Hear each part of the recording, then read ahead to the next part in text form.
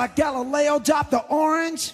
Time and money for girls covered with honey. My name is Kevin Siskar, and you're listening to Ambition Today, a podcast show discussing with ambitious and entrepreneurial people what it means to achieve success, grow your startup, accomplish your goals, and try to change the world today. On episode 11, we are joined by Avi Yashchin, founder and CEO of Clean Edison, the nation's largest sustainable education and training firm in the U.S. for those seeking to enter the solar, wind, and larger energy space. Don't forget to subscribe to Ambition Today in the iTunes store. Everyone should subscribe to Ambition Today. Thank you, Avi. And today's episode of Ambition Today is brought to you by Audible.com. Visit audibletrial.com/Ambition Today to download and keep any audiobook for free. And the Founder Institute. If you're interested in launching a new business, then visit www.fi.co/s/Ambition Today to check out the Founder Institute program and get your $50 application fee waived. The New York semester is now accepting applicants. This is Ambition Today. Looking to make your dreams come true? Needing that extra push to become more successful? Then you've come to the right place. Welcome to Ambition Today with your host, Kevin Siskar. What's up, world? You're listening to Ambition Today, and I am your host, Kevin Siskar. You can find me on Twitter at @thesiskar or online at www.siskar.co, the home of Ambition Today, and new blog posts each week. On today's episode, we are joined by Avi Yashchin, founder and CEO of Clean Edison, the nation's largest sustainable education and training firm in the U.S. for those seeking to enter the solar, wind, and larger energy space, recently sold to Kaplan. Avi, welcome to Ambition Today. Thanks, Kevin. It's great to be here. So we're here at the incredible Next Jump offices on Fifth Ave in New York. I appreciate you coming, and I'm really excited to talk about energy and what's going on with solar, wind. There's a lot happening. I mean, clean tech was big last decade, but there's a lot coming out of it now. Yeah, it was big. This office is beautiful, by the way. Yeah, beautiful. It's pretty incredible here. Yeah, it's like someone died and went to corporate office heaven. Corporate office heaven. That's That's all how I right. describe I like this it. place. I like it. So all right. So let's jump into it here. So one of the things we try to do on Ambition Today is see your path to maybe exiting or selling Kaplan and isolating the things of success that other people could take away. So is there anything from your childhood you think that influenced success later in your life? I mean, like, how early do we want to go? Like Legos, I can't wait until my kid is old enough to not swallow Legos. I'm just gonna build him like a Scrooge McDuck. Maybe a little later than that. But anything like, is there anything your parents did that raised you in a certain way that you think instilled a work ethic in you, or? No, I mean, I wasn't. Or no. I mean, the answer can be no. Yeah, I mean, my parents definitely taught me to be curious early. They gave me wow, I never really thought about this stuff. They'd give me a bunch of things and kind of leave me alone. Okay. And I think that was really interesting. And like Legos? Yeah. Okay. Or even when I was older and I was building rockets or, building things with computers that I shouldn't have been. They were very encouraging. All right, that's great. So it sounds like, all right, so you were building rockets? Yeah. Really? Yeah. I went to rocket camp, and anything over, I think, 4,000 feet, you need to get FAA clearance. So we had to call the FAA and get clearance above. You'd go the camp. above that? Yeah. Oh, how was that? I mean, amazing. But every kid went to rocket camp, I think, right? I don't think every kid went to rocket camp. No? I think most kids were swallowing Legos. Earlier, I was, yeah. I was lucky to leave with all my fingers. Nice. Okay, so you went to rocket camp. You went on to Johns Hopkins, correct? Yes. And you founded your first company while you were there? Yeah, it was 1999. The kind of .com boom. The first boom was really big. You were kind of a fool if you didn't start a company. Okay. So what was NeuroShares and how did it come about? NeuroShares wasn't actually a company. It was like a research project that I incorporated. I didn't know the first thing about building a company, but there was some really early medical applications to support vector machines. What's that? It's a form of machine learning that does classification. Okay. And so if you have a patient's EKG and all of their vitals. You can put that into a support vector machine and determine what type of cardiac arrhythmia that person is having. And there's, 8 or 10 types of cardiac arrhythmia. Back then, now there's probably hundreds of types. But it was very easy to get these machines to perform better than doctors even a decade ago. And I took that and applied it to some other parts of industry. And we were able to get a company formed, me and Patrick Gann, a buddy of mine. It was amazing. It was so much fun. Well, so much fun. That sounds incredible that, you could isolate the heart rhythm like that. So what was the result of that? Did you go on after college or? No, not really. No. Okay.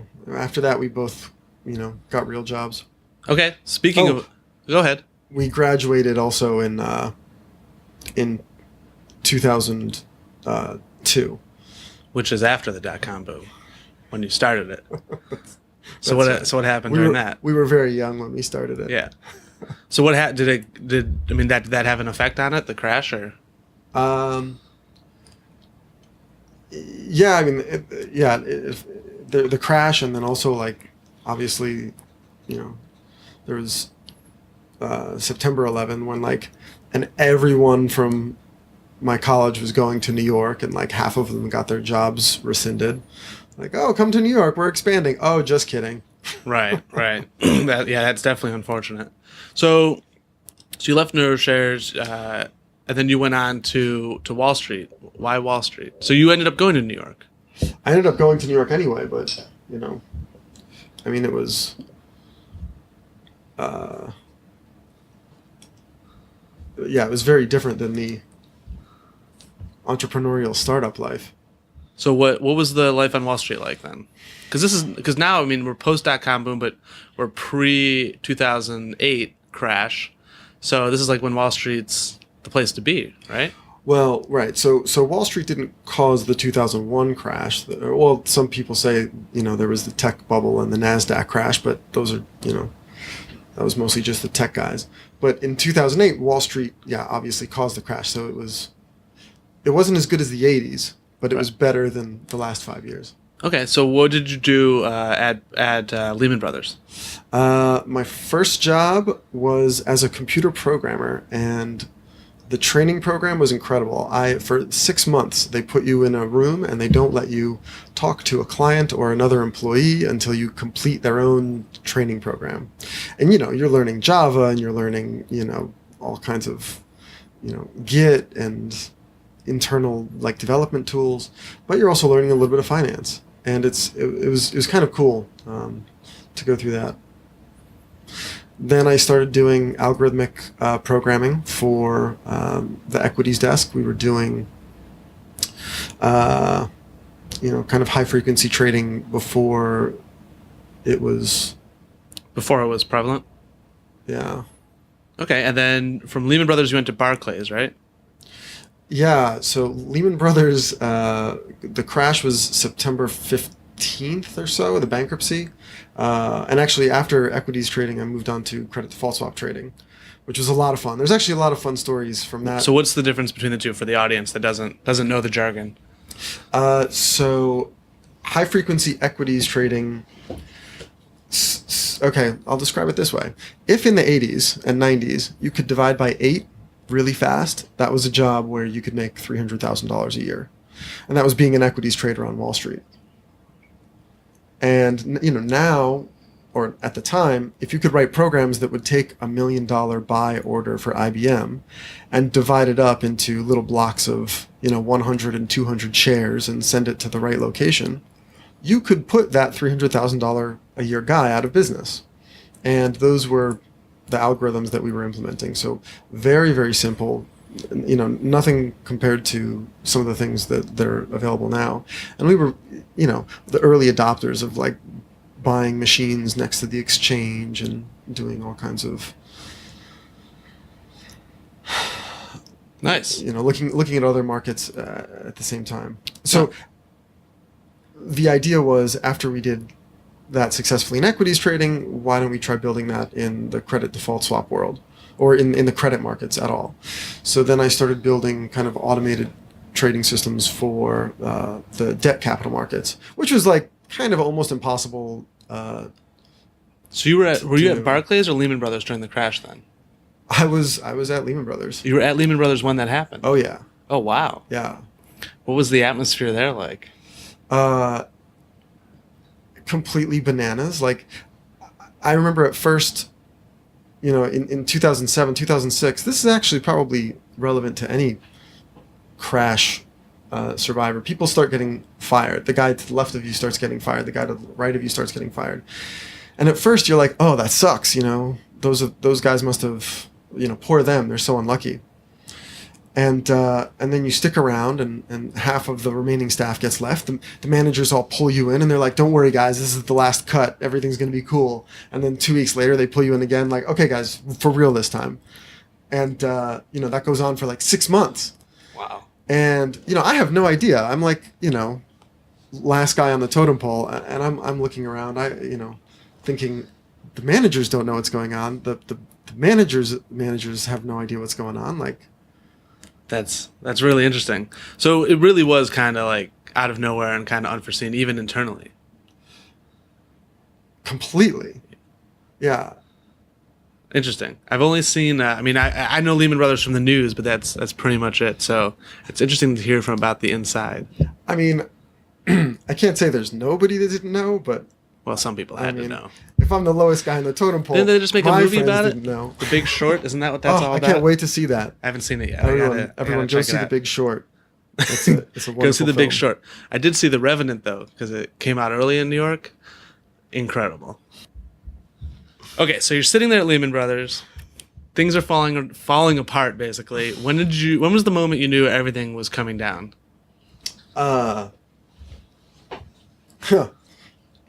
So there were guys making a ton of money during this crash. Like, can you ballpark that? Like as much as Lehman Brothers lost, in some businesses it was making money on other businesses because it was short. I mean, it was a bank like any other, and like the small group that I was in, we had this portfolio of kind of unhedgeable junk. It was the stuff that no one else in the company wanted to touch. Credit default swaps, corporate bonds, things like that. All corporate bond or credit stuff. No real estate, no mortgage stuff. So we would have these short equity products. So I remember buying, $100 million of puts. So I spent $100 million, and then I bought these long out of the money puts. Right. So they would, if the market went down, they would make $500 million, $1 billion. Right. And so the market's crashing. Right. Kind of day over day, everyone is, counterparties you would call, and they would say, "Oh, we're sorry, we can't trade with Lehman Brothers." And this was like the day or two before, which is something you'd like never hear. And people weren't trading with anybody, so everyone kind of realized like, okay, we're now stuck with what we have. There were other guys that were buying Lehman bonds. Like in the equities market, you can't just choose to go out and buy your own equities, right? There's a risk, it's just not something you can do. But in the bond world, it's a lot easier to buy back your bonds. So people would be like, oh, bonds are trading at like, $95 in Japan. Oh, that's such a discount. Buy them, and the next day they'd come back up because, Bear Stearns didn't go bankrupt, or Morgan Stanley didn't go bankrupt, or any of these other guys didn't go bankrupt. So that's and they were making a lot of money on that for a while, because then they would say, "Oh, the bonds are trading at 70. Great, let's buy it." The next day it trades at 72. Oh, the bonds are trading at 50. Oh, let's buy them tomorrow. We'll sell them for 55. But from the equity side, from the cash position, the day before the bankruptcy, I guess someone in Treasury or someone a million levels higher than me just kind of said, okay, collect as much cash as you can from any business. So they sell my puts. And I remember getting on the phone saying, look, this $50 million position can make $500 million if we hold on to it for, the weekend. It's like, Wow. And the response I would get back was, well, we need the cash today. So that's the moment you knew? Yeah. Again, like I said, I was really the last to find out. Yeah, no, I hear you. So all this happens, and then from there you start Clean Edison. How did that come about? Well, it was a great learning experience. So I got exposure to. I got a sense working at Lehman Brothers for the size of the global markets and some of the things that us as a country are doing, and how much we're spending for these things. In my case, we were doing a lot of or some loans. We would work with whatever. A lot of these loans were for these Middle Eastern companies. Mubdala, the state of, Right. Qatar, and they would get these $10 billion loans and $20 billion loans. And these guys don't need the cash, right? They have the cash.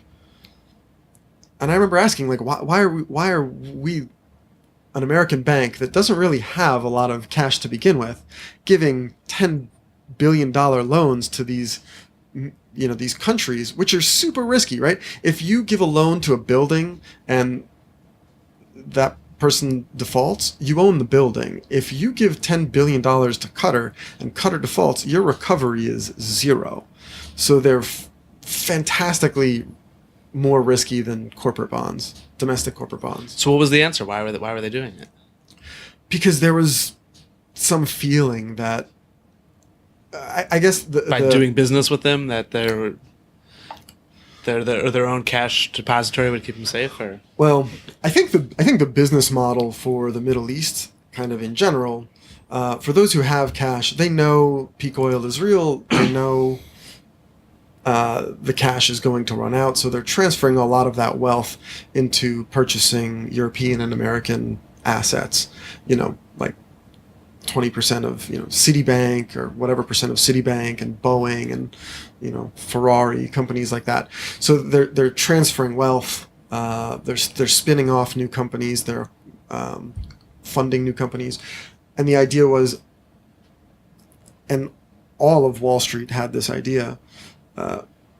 If we service these loans to the Middle East, then when these companies do their equity issuances, bond issuances, they'll use the investment banking services. Okay, gotcha. You add all of this up, and the United States pays on the order of $600 billion per year for foreign oil. Not at $40 a barrel. I think that quote is like $100 a barrel quote, but you get the magnitude. So you saw the magnitude of the amount of money that was just being poured into the energy market. Yeah. Okay, and then from there, how did you so you found the market, and then how did you find a product, and how did you go about building Clean Edison into that market? I take zero credit for the idea. I wanted to set up a system where I could set up a few ideas, kind of make my own little VC portfolio. And so I started 3 businesses. They were all in the energy space. I ran them in parallel for about 6 months. And then after 6 months, you saw which ones were getting tractions, which ones weren't. And so I shut down the other 2 companies and grew Clean Edison. And I tried to always listen to the market in terms of modifying your business to make sure you have product market fit. When I first started, it was corporate training for architects and lawyers. In the energy space? Yeah. Okay, and then for those listening, can you tell them what Clean Edison became? Just real quick. Yeah, we eventually became a school as a service platform, or some people call it a university in a box, for vocational schools, community colleges, university networks. And but it wasn't, so as far as energy then, what did you guys do in this? So you would teach people how to install solar panels, I'm guessing, or like put up windmills? Like what was the program? Yeah, anything involved with sustainability. So LEED certification, how to install solar, how to perform a residential or commercial energy audit. There's a little bit of wind, small wind specifically, but installing a windmill is pretty easy. They've been doing that for centuries. Yeah. I love wind, by the way. My favorite wind story is in some state there was a big solar financing initiative, and the wind guys were really jealous because they didn't get the same incentives. So then a bunch of these wind companies said, well, the sun produces heat and that heat produces wind, so technically wind is a solar subsidy. And the wind companies started asking for solar subsidies. Did they get them? That's brilliant. You'll have to listen to the next episode of Ambition Today. Okay. I will I'll look that up and I will get back to you guys. All right, well, let's take a quick break. After the break, I want to talk about how you sold Clean Edison to Kaplan, the future of energy. We'll get to the Ambition Today question of the day, and we're going to talk about data science a little bit. So all that when we get back just after this. This is Ambition Today with Kevin Siskar. We'll be right back. Today's partner of Ambition Today is Audible.com. Visit audibletrial.com/ambition today to download and keep any audiobook for free. Avi, do you use Audible? I love Audible. What's the last book you listened to? Thomas Piketty's Capital in the 21st Century. It's like a 900-page book, isn't it? Well, I listened to it at 2 times speed. How many hours is that? Normally it's 20. I listened to it in like less than 10. That's impressive that you did that. You went for the 2 times speed. Beatrice was on episode 7, and I asked her the same question to use Audible, and that's the same book that she listened to. She listened to it at 1 time speed though, so I imagine it took her a little longer. But so is Capital in the 21st Century going to be all right, or? No, it's game over. Oh, really? Yeah, if you're not a billionaire, you've already missed the last rocket ship. Damn. Well, if you want to know why, go to audibletrial.com/ambition today to download and listen to any book for free or Thomas Piketty's Capital in the 21st Century. Not audible.com, but audibletrial.com/ambition today. And now back to this episode of Ambition Today. You're listening to Ambition Today. Visit us now at siskar.co. Where did that banana come from? Did I mention how beautiful the offices here at Next Jump are? A lot happened during that break. Welcome back. We're here with Avi Yashchin, CEO and co-founder of Clean Edison. So, Avi, Clean Edison it's growing. You started with 3 companies. You ended up with this one. How big did it get? In total, we trained about 20,000 contractors over the course of 5 years. That's awesome. Yeah. And then what happened with Kaplan and how did that situation come about? So the business of setting up these schools is not a terribly good business. How did you set them up? So we had three types of businesses, right? We had this kind of open enrollment business where we would sell to anybody on the street, right? The average product we would sell was about a $2,000 average ticket, and we paid, about $300 to acquire that customer, mostly through, all different types of marketing. But the people we were marketing to were these individuals, right? We would call that our B2C business. We would have state and local governments. We would have large corporations. That was our kind of B2B business. And then we had large institutions, the federal government, large networks of community colleges, and that was our kind of B2I business. And as you go through these businesses, B2B, $2,000 ticket, you're closing customers in 4 weeks. B2B, $20,000 ticket, you're closing people in, 6 months. Institutional, $400,000 ticket, you're closing people in a couple of years. But in the end, it's very, very difficult to scale an on-the-ground, physical hands-on training program, because for every class you need a physical lab, hands-on, people. It's a lot of logistics. So there's really no network effects of getting to scale. The only network effects you get are, partnering with a large institution that has, real estate, that has contracts, staff, and place to hold the program. And so how did you get introduced to Kaplan, and how did they come about? So we actually raised a little bit of money, and we pivoted the business pretty hard to a kind of services business. We realized we know how to set up these classes really, really well.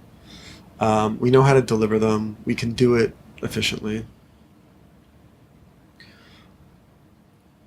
And the technology barrier wasn't necessarily how do we get videos into students' hands? How do we build a learning management system? That stuff was easy. We found the technology gap existed in the administration. And so we would go to corporations. Well, so we started off just servicing these contracts, these large contracts for universities. Some guy in Illinois would win $1 million grant to train, 60 people, because there's going to be a bunch of, geothermal installations, and we would go out and train. And the colleges would always call us back and say, well, how did you do that so fast? Like, how did you get everyone's name and phone number and license in a single system and deliver the content? And we were really able to deliver these programs well, and we realized most community colleges, even though they get a lot of this funding, don't have any systems. They never build the tools. They just keep teaching classes, basically. Right. And teaching classes more or less the same way they were for, 20 years. And it's not just the curriculum that's stayed the same. It's the tools as well. So how did Kaplan end up acquiring Clean Edison? Well, so after we started winning a lot of these contracts, we ended up creating a product. We kind of productized our business, and we said, okay, now we're doing school as a service, or we're doing a learning management system? It was more than that. We would do a revenue share agreement with the university where we would take on 100% of the risk. We would do the marketing. We would build the learning management system. We would get all of the content online. We would find the customers. We would find the funding for the customers. We would deliver the class, and we would graduate the students. So it's like a learning management system and an administration system, kind of like all baked together. Yeah, so all... And more, sounds like. Well, the only thing a university president needed to do was say, yes, you can run all these services for us. You can use our name and go deliver this product. So what advice do you have for other entrepreneurs that are thinking about or trying to get their company acquired? How would you, other than having a good lawyer, how would you, what would you recommend?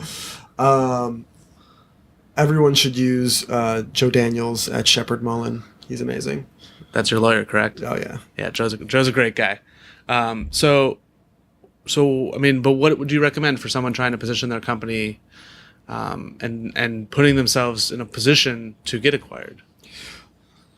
So just make lots of noise in their industry? No, or? I mean, you need to build a business that has recurring revenues, right? That has stable recurring revenues that are guaranteed. If you're marketing some sort of, temporary disjoint in the market, people won't care. If you can only predict your revenues for 3 months or 6 months, nobody will care. So, you need to find a way to get that sustainable that sustainable business. And for us, the universities, I remember leaving Wall Street and thinking, maybe I was a little biased, thinking I just had a really bad taste in my mouth, thinking all of these guys are kind of awful, and this is an awful industry, and but getting into education, the people in education in some schools are just as kind of cutthroat.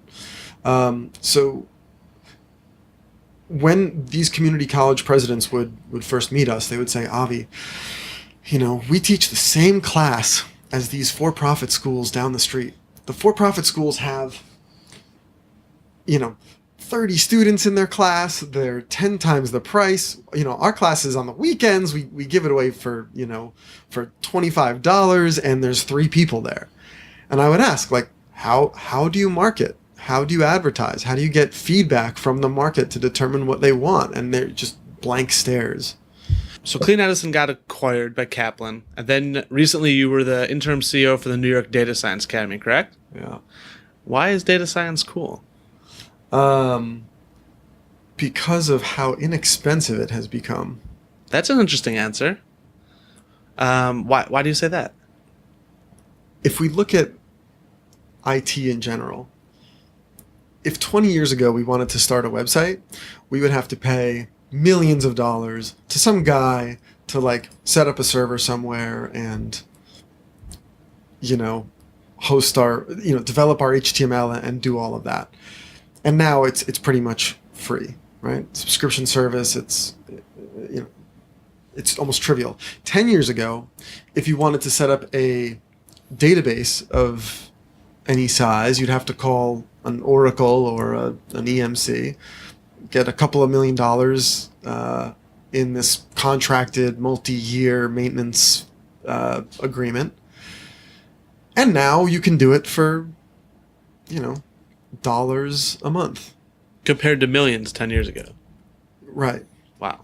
And I feel like data science has turned that corner now.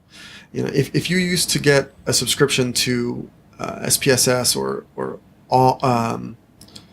S Plus, which is a different product, or any of the, I don't want to name names, but there's a lot of large corporate products that sell for hundreds of thousands of dollars a month. And there's products that help you host your data. Data management tools, yeah. Okay. Whether it's a database, some sort of customized software, or an API, whatever it is, you'd have to pay a lot of money. And there's open source tools now that, like R, for example, that let anyone run these very, very powerful models with 15 lines of code. And I'm not saying that anyone can be a data scientist with no training. I'm saying that the tools to do that are free. So what are you most excited about now that data science is so cheap? What's the coolest thing you think could be done with cheap data science? Does it relate to energy? There are really cool things to be done with predicting intraday energy prices, especially as you get all of this new solar supply on the grid. You're going to have these very volatile intraday swings. That's why battery storage is so important. And there's very interesting things to be done there. I think data science will become a small sector in every company. I don't think you're going to have a data science sector that's 5% of national GDP and they do the data science for everyone. I think each company, the same way each company has an IT division now, will have a data science division. And the business models that I see working are not the guys who can come up with the fanciest algorithms, right? Who can hire the most PhDs and do the deepest analysis. The value is who can collect the most amount of data. And then you see business models like 23andMe and Flatiron Health and all of these other guys, building businesses around storing data and selling access. That's really interesting, the idea that data teams will be as common as IT teams. I think that's actually like a really good analogy. That's a pretty good analogy. So that's the future data. I also want to ask you, what do you think the future of clean energy is? Is it Solar City? One of the things I'm excited about is Elon Musk's Solar City. They're building, part of the Buffalo Billion. They're building a massive, I think, giga solar factory in Buffalo, my hometown. I mean, what do you see exciting in the industry? Where do you think it's going? Long Buffalo real estate. You heard it here first. You might not be wrong on that, by the way, but well, that's a discussion for another day. So where do you see energy going? Until we figure out fusion, I'm long clean tech. My big problem is I'm absolutely terrified for the planet, because I don't think people understand how bad it's going to be. How, if we stay our current path, you mean, or you mean we need clean tech, or what are you saying?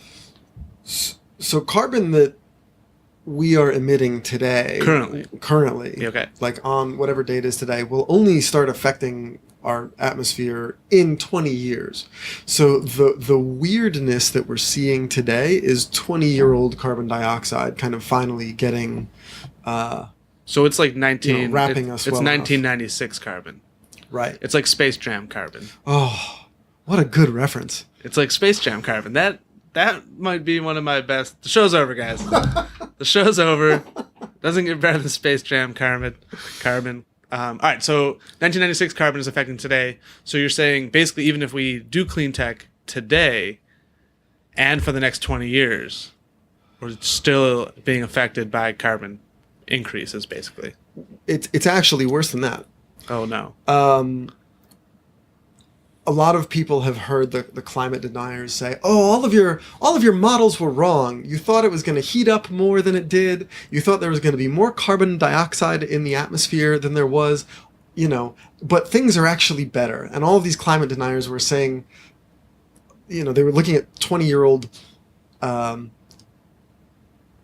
models of the planet and saying that was a negative thing. However, there has been extra heat. There has, the heat has been generated, the carbon has been generated, but it's going into the oceans. And if you take the total mass of the atmosphere and you take the total mass of the oceans, right? The oceans are a huge sink for a lot of carbon. And so most of that carbon is going to the oceans. When the oceans get full one day, whenever that happens, you're going to see this hockey stick-like rise in atmospheric carbon dioxide. Because it's getting out of the ocean somehow, or? No, because the oceans absorb right now about 80% of carbon dioxide. It's not letting go of it. It's holding it on. It's that the oceans say, "We're full, guys."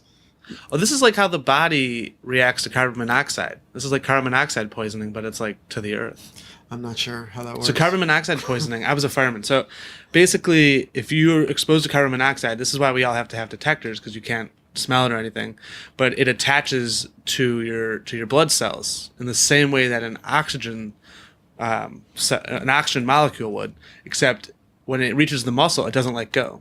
It just stays on the blood vessel and keeps traveling through your body and doesn't let go for about, I think it's at least 6 hours. So that's basically how you suffocate and die from carbon monoxide poisoning, is because your body's like, hey, it's full. We don't have any more empty blood cells to accept oxygen. So it's basically what you just said with the ocean, right? Oh, that's terrifying. This is becoming grim.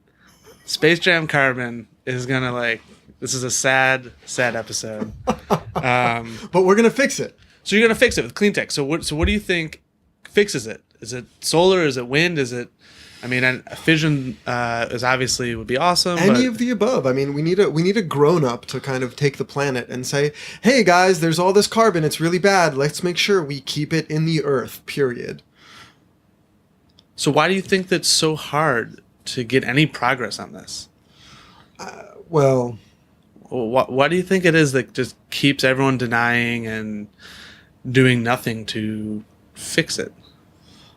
You have to change human behavior, and that's a very hard thing to change. That's true. That's a good point. Man.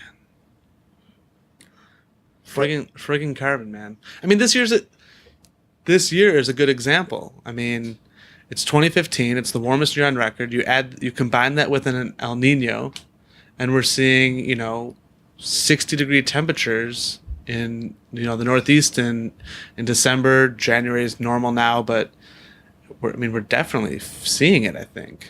Is there a way to short coastal real estate, friends? Real estate listeners, if you can short coastal real estate, call me. What does that mean? Sell real estate that's on the water. But short it like a stock? Yeah. Data science, man. You are... No, it's not data science. It's credit default swaps. Oh, it's credit default. Oh, we're going back to Lehman Brothers. Well, you're going back to like credit default swaps. The U.S. economy today. All right. Interesting. Interesting.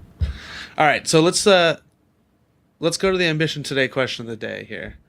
Today's Ambition Today question of the day is, should you always have an ask ready just in case you meet the right person to answer it? I mean, I don't have one, but I think it would be a good idea. Did you have one? I mean, when you were running Clean Edison? Would you always keep something in your back pocket? You're like, if I meet that person, I'm going to put it to work? No, and I really should have. I feel like it would have been really valuable. There would have been a few occasions. Usually I'll meet someone, when you meet someone really impressive, you have 5 questions. You have 50 questions. It would be really nice to be disciplined and have just one. Just that thing you woke up and you just really need today. Well, I mean, I would ask for, I would say, here's my business model. I need, $20 million in 4 years, or 6 months and $2 million, whatever it is. But just have all of that kind of thought out. Do you think? Because I think a lot of people default to their ask has to be financial. What are some other, I mean, I don't think that's the case, but do you have any other things that people should be cognizant of needing? I mean, if the ask is asking people to coffee, I mean, I drink a lot of coffee. And 23andMe, according to my genetic profile, I should not drink a lot of coffee. Have you tried 23andMe yet? I love 23andMe. Really? Should I try it? Yes. It was shut down last time I tried it. Well, it was temporarily being regulated. Do you know the whole story? So, go ahead. So the FDA has kind of a couple of different ways to regulate. They can regulate things as a device or a therapy. And 10 years ago, 23andMe went to the federal government and said, please regulate us. They said, well, you're not a device. You're not a valve going into someone's body. You're not a therapy. Have fun. And a year ago or so, 23andMe got a letter saying, oh, you're now going to be regulated as a device while we figure out a bioinformatics regulatory Yeah, because that regime. doesn't exist yet. Right. I mean, we just sequenced the thing like 10 years ago. Interesting. So 23andMe is good. I should check it out. It's wonderful. And is it accurate though? No, but I mean, it gets you in the ballpark. But it's exciting. It's exciting for $99. It's yeah. All right, I'm gonna check it out. I'm curious about some ancestry. Does it give you that? I can show you what it gives you. Yeah, there's maps of the United States that are color coded, so you can see both where your genes are from over the last 30,000 years, where your ancestors migrated from, and then it gives you a more modern kind of 50-year snapshot where it tells you where your maybe 200-year snapshot of where your near relatives are. Where you see these little semicircles and they're all filled in. You're 20% Irish, 10%, whatever. That Alaskan. Sounds really cool. Yeah. I'm gonna check that out. I'm not Irish or Alaskan. That'd be a good mix, though. That would be a weird mix. It's the two opposite ends of the continents. All right. Well, I think this has been a great episode. I want to thank you for coming on. Where can people find out more about you? Just Google me, email me, Facebook, LinkedIn, Twitter. What's your Twitter handle? Avi Yashchin. What's your website? Avi Yashchin. What should people Google? Avi Yashchin. Yashchin. As in Nancy. I feel like the as Nancy part No, you shouldn't. has Why do you... officially become part of my last name. Really? Why Nancy? No. Nancy. Yeah, why Nancy? You said Dancy. No, I said Nancy. M as in Mancy. Mancy? Whoa. It's a Seinfeld quote. Oh. I'll drop it if you think that's best, yeah. It's your name. I'm just messing. It's not my name. I'm just messing with you. It's my postfix. Oh. All right. Well, thank you all for listening. Avi, thank you for coming on this episode. Thank you so much for having me. This was so much fun. And we will see everyone next time on the next episode of Ambition Today. Everybody get up, it's time to slam now. We got the real jam going down. Welcome to the Space Jam. Here's your chance, do your dance at the Space Jam. All right. Thanks for listening to this episode of Ambition Today with your host, Kevin Siskar. For more great content and to stay up to date, visit www.siskar.co. We'll catch you next time.